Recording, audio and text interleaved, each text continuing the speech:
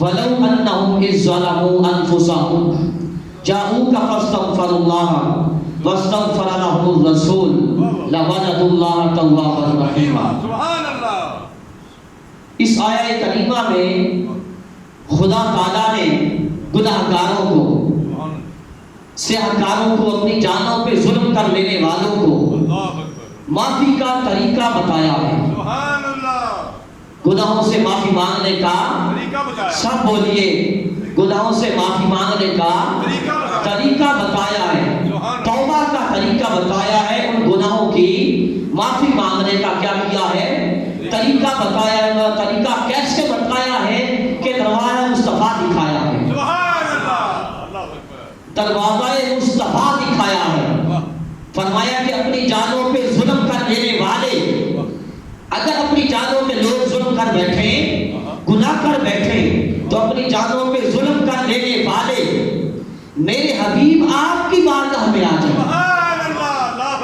میرے محبوب آپ کے حضور آ جائیں، آپ کے حضور آ کے اللہ کی بارگاہ میں دامن سوال پھیلائیں، دامن معافی پھیلائیں، اور ساتھ آپ سے سفارش بھی کروائیں۔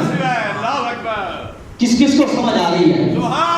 حضور کے ذکر سے بڑھ کے کوئی ذکر نہیں ہے، اس لیے میرے ساتھ مل کے حضور کا ذکر کرو، یہ چھوڑ دو باقی تسبیحات کو، یہ باقی اوراد کو چھوڑ کے حضور کا ذکر میرے ساتھ مل کے کرو، یہی سب سے بڑا ذکر ہے۔ یہ ذکر مصطفیٰ بھی ہے، ذکر خدا بھی ہے۔ اس لیے آئے ہیں حضور کا ذکر سننے کے لیے اور سنانے کے لیے، پھر بیٹھے تسبیحات پڑھتے رہے تو کیا فائدہ مجھے بولنے کا، سنانے کا اور آپ کے آنے کا؟ اس لیے میرے ساتھ آپ نے مل کے حضور کا ذکر کرنا ہے۔ سبحان اللہ۔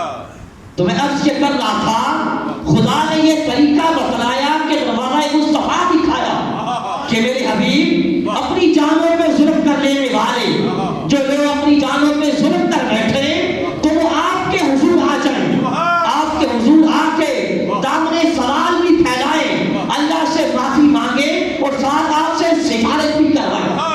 میرے حبیب جب نعرہ تکبیر، نعرہ رسالت، یا رسول اللہ، نعرہ تحقیق، نعرہ حیدری، سبحان اللہ۔ اور میرے حبیب جب آپ سفارش کریں گے لَوَجَدُ اللَّهَ تَوَّابًا رَحِيمًا، میرے حبیب جب آپ کی سفارش ہوگی تو پھر وہ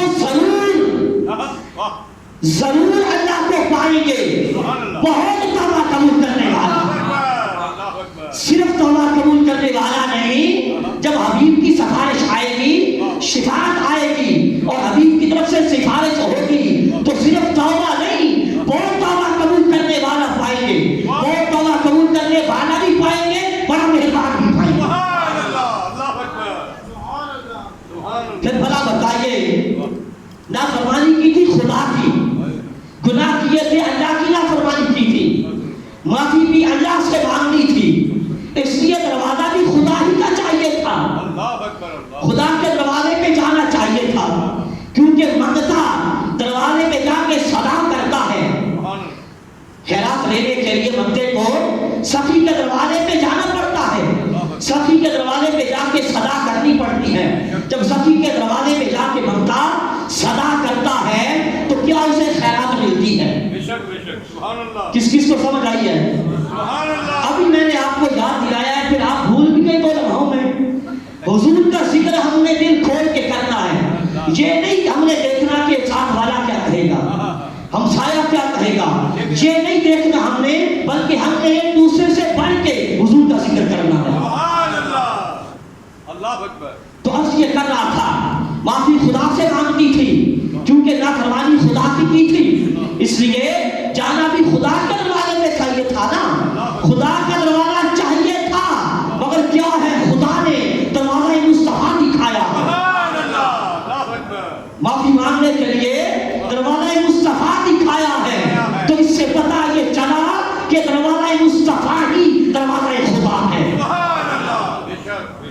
پیارے مصطفیٰ کا دروازہ ہی، سب بولیے، دروازہ مصطفیٰ ہی دروازہ ہے، دروازہ مصطفیٰ ہی دروازہ ہے، سب بولیے، دروازہ مصطفیٰ ہی دروازہ ہے، خدا ہے، پلنی کے تاجدار کہتے ہیں، وہ خدا خدا کا یہی ہے در، وہ خدا خدا یہی حیدر بریلی کے تاجدار قسم اٹھاتے ہیں، کہتے ہیں با خدا اللہ کی قسم، خدا کی قسم، وہ خدا کی قسم اٹھا کے کہتے ہیں با خدا، خدا کا یہی حیدر، نہیں اور کوئی وفا نہ کر۔ اعلیٰ حضرت خدا کی قسم اٹھا کے کہتے ہیں کہ دروازہ مصطفیٰ ہی دروازہ خدا ہے، نہیں اور کوئی وفا نہ کر۔ مطلب کیا کہ لوگوں، دروازہ مصطفیٰ ہی دروازہ خدا ہے، خدا نے اپنا کوئی الگ دروازہ نہیں رکھا ہوا، دروازہ مصطفیٰ ہی دروازہ ہے خدا ہے، وہ خدا، خدا کا یہی حیدر، نہیں اور کوئی وفا نہ کر، جو وہاں سے ہو یہی جا کے ہو، جو جہاں نہیں تو وہاں نہیں۔ بھلا بتائیے جب دروازہ ایک ہے، توجہ چاہوں گا سب کی، میری طرف توجہ نہیں، جب دروازہ ایک ہے تو کوئی چیز جدا ہوگی؟ در جدا ہوگا، گھر جدا ہوگا، ذکر جدا ہوگا۔ جب دروازہ ایک ہے تو سب کچھ ایک ہی ہے، جب دروازہ ایک ہے تو ذکر بھی ایک ہے، عطا بھی ایک ہے اور رضا بھی ایک ہے۔ اعلیٰ حضرت فرماتے ہیں ذکر حق جو ان سے جدا چاہو نچلیو، ذکر حق جو ان سے جدا چاہو نچلیو بندہ، وہ ذکر حق نہیں، وہ کنجی شکر کی ہے۔ اعلیٰ حضرت فرماتی ہیں کہ لوگوں، ذات مصطفیٰ کو ذات خدا سے جدا سمجھنے والوں، ذات مصطفیٰ اور ذات خدا کو الگ الگ سمجھنے والوں، اور حضور کا تعلق چھوڑ کے، در مصطفیٰ چھوڑ کے اللہ کا ذکر کرنے والوں، خدا کا ذکر کرنے والوں نے سن لو، ذات مصطفیٰ کو ذات خدا سے جو جدا سمجھ کے اور حضور کا نام چھوڑ کے خدا کا ذکر کرے گا تو وہ ذکر خدا نہیں ہوگا، وہ تو دوزخ کی کنجی ہے۔ وہ کیا ہے دوزخ کی؟ وہ دوزخ کی کنجی ہے۔ واللہ ذکر حق نہیں، وہ کنجی شکر کی ہے۔ کیوں کہ ذکر مصطفیٰ ہی ذکر خدا ہے۔ خدا کا ذکر اور پیارے مصطفیٰ کا ذکر جدا جدا جدا جدا نہیں ہے، ذکر ایک ہی ہے، ذکر بھی ایک ہے، عطا بھی ایک ہے اور رضا بھی ایک ہے، ذکر بھی ایک ہے، عطا بھی ایک ہے اور رضا بھی ایک ہے۔ حضرت جابر رضی اللہ تعالیٰ عنہ حدیث پاک کے راوی ہیں، فرماتے کہ حضرت عمر بن خطاب فاروق اعظم رضی اللہ تعالیٰ عنہ ایک مرتبہ تورات کا ایک نسخہ کہیں سے لائے، توجہ ہے سب کی، سبحان اللہ، تورات کا ایک نسخہ کہیں حضور کی بارگاہ میں کہیں سے لائے اور لا کے عرض کے یا رسول اللہ صلی اللہ علیہ وسلم، یہ تورات ہے۔ کیا ہے؟ یہ تورات ہے میرے آقا خاموش رہے۔ حضور نے کچھ نہ فرمایا تو حضرت فاروق اعظم نے تورات پڑھنی شروع کر دی۔ جب انہوں نے تورات پڑھنی شروع کی، چہرہ مصطفیٰ کا رنگ بدلنے لگ گیا، تاجدار کائنات کے چہرہ اقدس کا رنگ بدلنے لگ گیا۔ حضرت صدیق اکبر نے چہرہ مصطفیٰ کو جب دیکھا، جب آقا کے چہرہ پاک کو دیکھا تو حضرت فاروق اعظم کو فرمایا، حضرت عمر بن خطاب کو فرمایا، تجھے رونے راضی نہ روئے، کیا تو حضور کے چہرہ انور کو نہیں دیکھتا؟ کیا آقا کے چہرہ پاک کو نہیں دیکھتا؟ تو حضرت فاروق اعظم نے جب دیکھا تو حکام اٹھے، اعوذ باللہ من غضب اللہ و غضب رسولہ، حکام اٹھے کہ میں اللہ کی پناہ چاہتا ہوں اللہ اور رسول کی ناراضگی سے، اللہ اور رسول کی ناراضگی سے، اللہ کی سب بولیے، اللہ اور رسول کی ناراضگی سے اللہ کی پناہ چاہتا ہوں۔ میرے آقا نے فرمایا یہ تو تورات ہے، اگر اس وقت موسیٰ بھی آ جائے تمہارے پاس علیہ السلام اور فرمایا کہ تم مجھے چھوڑ کے ان کے پیچھے چل پڑو، یعنی حضرت موسیٰ کے پیچھے چل پڑو اور مجھے چھوڑ دو تو ضرور سیدھی راہ سے ہٹ جاؤ گے، سیدھی راہ سے ہٹ جاؤ گے۔ اب یہ حدیث میں نے کس لیے شروع کی تھی؟ اللہ کے وہاں آقا جلوہ فرما تھے، حضرت فاروق اعظم تاجدار کائنات پیارے مصطفیٰ کے سامنے تورات پڑھ رہے تھے، پر خدا نہیں بیٹھا تھا، خدا ناراض نہیں ہوا تھا حضرت فاروق اعظم پہ، مگر انہوں نے کیا کہا؟ اعوذ باللہ من غضب اللہ و غضب رسولہ، اللہ اور رسول کی ناراضگی سے اللہ کی پناہ چاہتا ہوں۔ کیوں؟ کیونکہ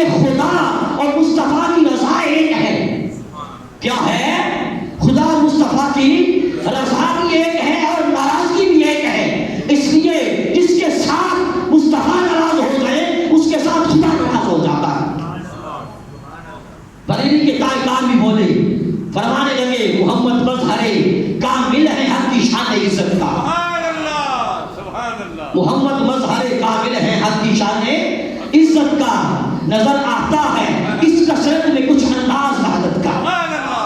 نعرہ تکبیر. نعرہ رسالت. نعرہ تحقیق. نعرہ حیدری.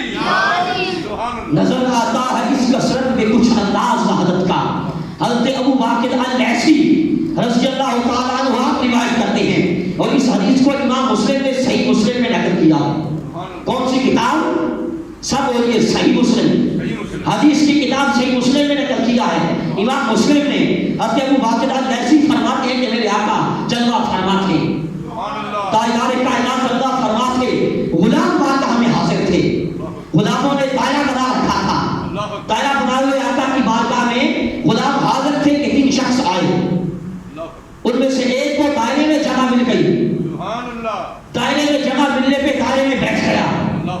دوسرے کو جگہ نہ ملی تو دائرے کے پیچھے بھی بیٹھ گیا. اور جو تیسرا تھا وہ پشت پھیر کے چلا گیا, وہ منہ موڑ کے چلا گیا. جب میرے آقا گفتگو سے فارغ ہوئے تو صحابہ کو فرمایا, غلاموں کو, الا اخبرکم عن النفر هذه الثلاثه, فرمایا کیا تمہیں ان 3 شخصوں کے بارے میں خبر نہ بتاؤں؟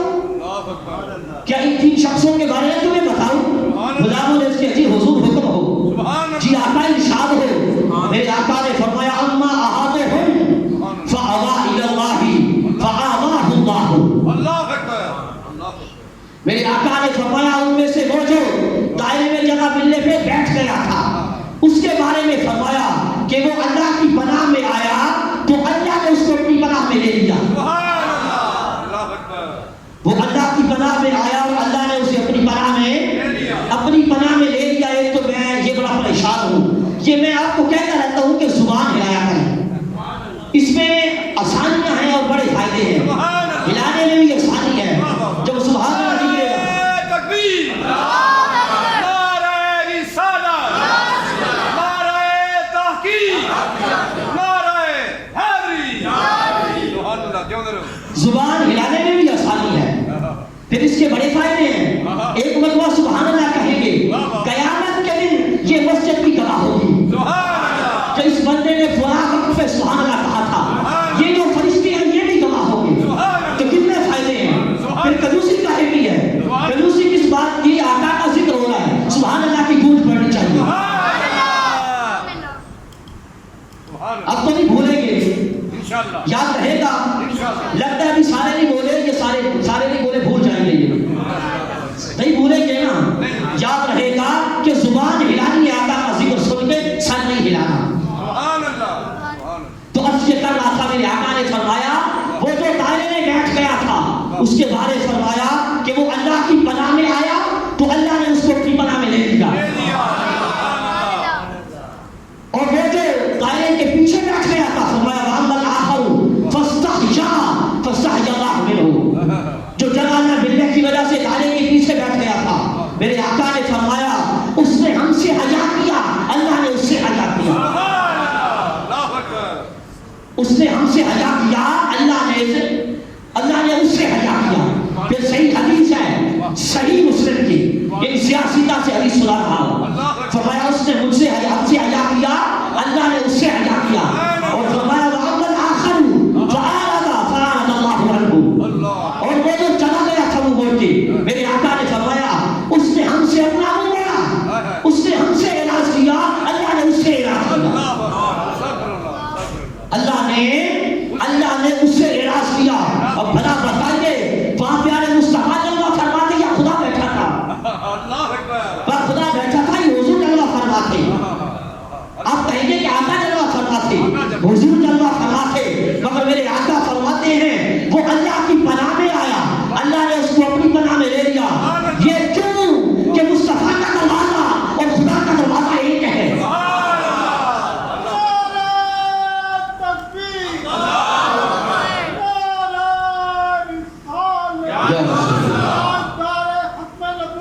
زندہ باد, زندہ باد, زندہ باد. سارے بولو میں نہ بولوں. تاجدار ختم نبوت, تاجدار ختم نبوت, تاجدار ختم نبوت.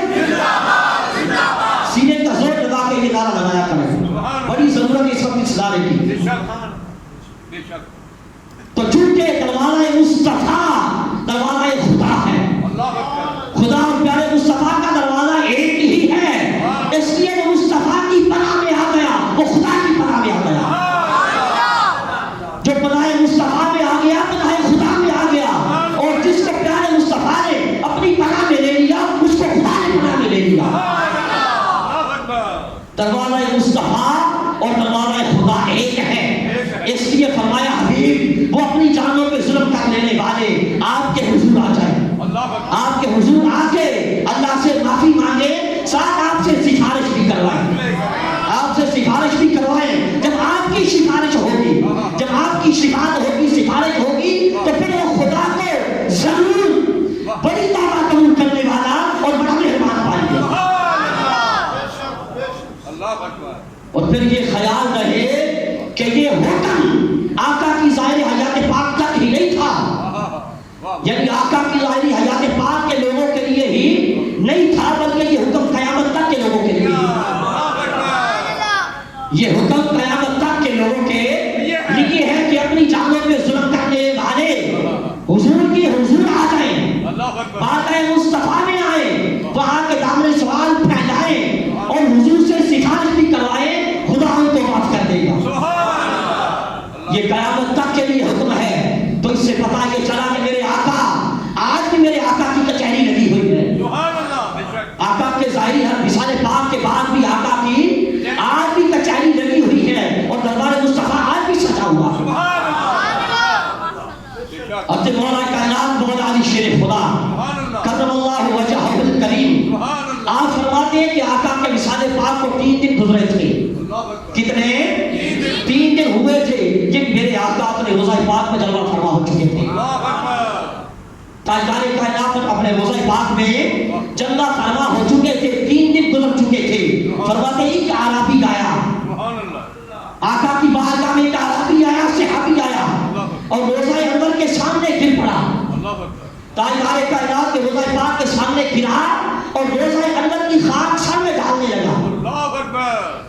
روضہ انور کی خاک سر میں ڈال کے یہ عرض کرنے لگا یا رسول اللہ صلی اللہ علیہ وسلم آپ نے جو بھی فرمایا میرے آقا ہم نے وہ سنا، آپ نے جو بھی فرمایا وہ ہم نے سنا، اور حضور اے اللہ کے رسول ہم نے آپ کی زبان پاک سے یہ آیت بھی سنی ہے وَلَوْ أَنَّهُمْ إِذْ ظَلَمُوا أَنفُسَهُمْ جَاءُوكَ فَاسْتَغْفَرُوا اللَّهَ وَاسْتَغْفَرَ لَهُمُ الرَّسُولُ لَوَجَدُوا اللَّهَ تَوَّابًا رَحِيمًا۔ میرے آقا ہم نے آپ کی زبان پاک سے یہ آیت بھی سنی ہے کہ اگر لوگ اپنی جانوں پہ ظلم کر بیٹھے، گناہ کر بیٹھے، اپنے آپ پہ ظلم کر بیٹھے تو آپ کے حضور آ جائیں۔ تو یا رسول اللہ اے اللہ کے رسول میں ظلم کر بیٹھا ہوں، میں اپنی جان پہ ظلم کر بیٹھا ہوں اور آپ کی بارگاہ میں آ گیا ہوں، اپنی جان پہ ظلم کر بیٹھا ہوں اور آپ کی بارگاہ میں۔ اب اس صحابی کا عقیدہ کیا تھا، اس عربی کا عقیدہ کیا تھا، صحابی کا عقیدہ کیا تھا؟ آقا کے روضہ انور کے سامنے گرا ہوا ہے اور یہ عرضیہ پیش کر رہا ہے کہ یا رسول اللہ ظلم کر بیٹھا ہوں، اب آقا آ گیا ہوں اور آپ میری سفارش فرمائیں۔ اس صحابی کا عقیدہ کیا تھا؟ اس کا عقیدہ یہ تھا کہ میرے آقا وصال پاک کے بعد آقا دیکھ بھی رہے ہیں، سن بھی رہے ہیں اور سفارش بھی فرماتے ہیں۔ نعرہ تکبیر، نعرہ رسالت، یا رسول اللہ، نعرہ حیدری، یا علی تاجدار ختم نبوت، تاجدار ختم نبوت، تاجدار ختم نبوت۔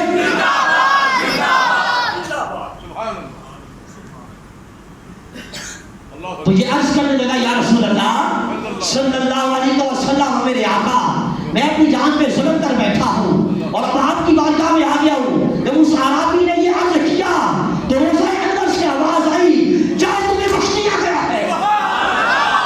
نعرہ تکبیر، نعرہ رسالت، یا رسول اللہ، نعرہ تحقیق، نعرہ حیدری، تاجدار ختم نبوت، تاجدار ختم نبوت، زندہ باد، زندہ باد، تاجدار ختم نبوت، زندہ باد، زندہ باد۔ سینے کا زور لگا کے لگاؤ یہ نعرہ تاجدار ختم نبوت۔